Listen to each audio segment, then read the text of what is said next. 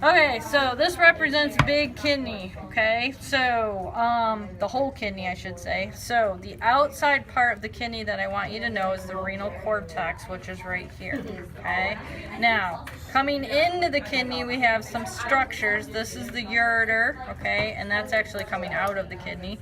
And then coming in is you guys should know this is your renal artery, this is your renal vein, okay?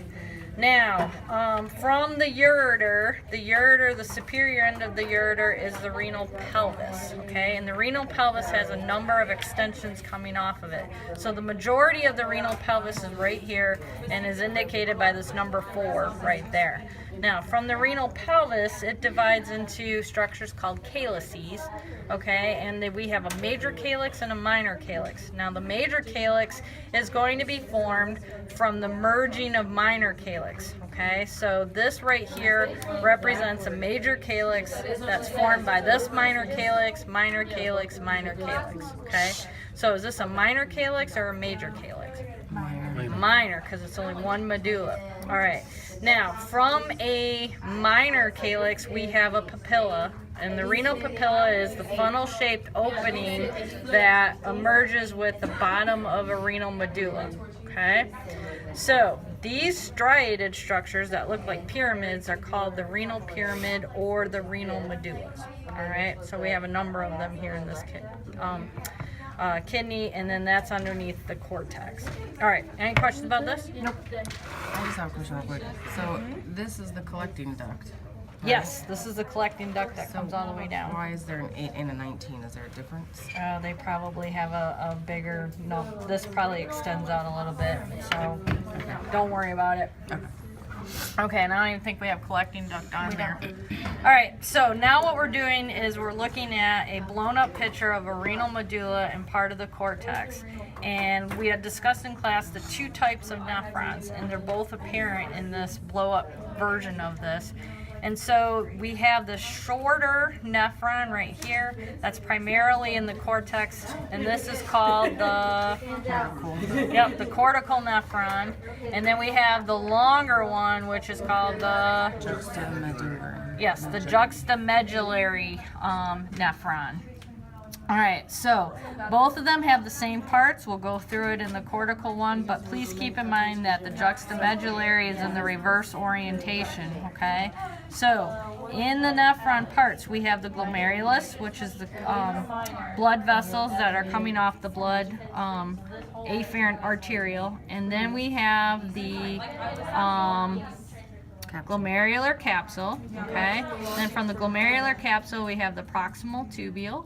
From the proximal tubule, we go into the nephron loop, and that we start with the descending loop in the nephron loop. This is the ascending loop, and the ascending loop is connected to the distal tubule.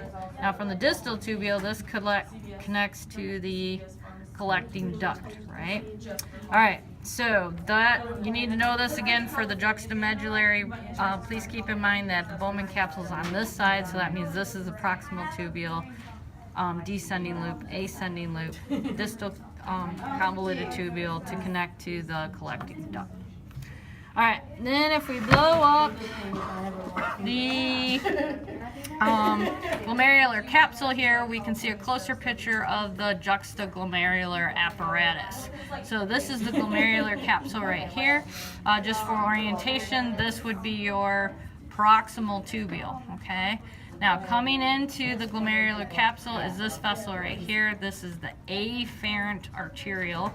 And we have a blow up of special cells that are used to regulate blood pressure, and these are the granular cells, all right, that are part of this tubule. And the other part of this is this represents the ascending loop, and these are the macula densa cells. So both of these are critical for regulating blood pressure. Now coming into the glomerular capsule is the blood vessels known as the glomerulus or the glomerular capillaries.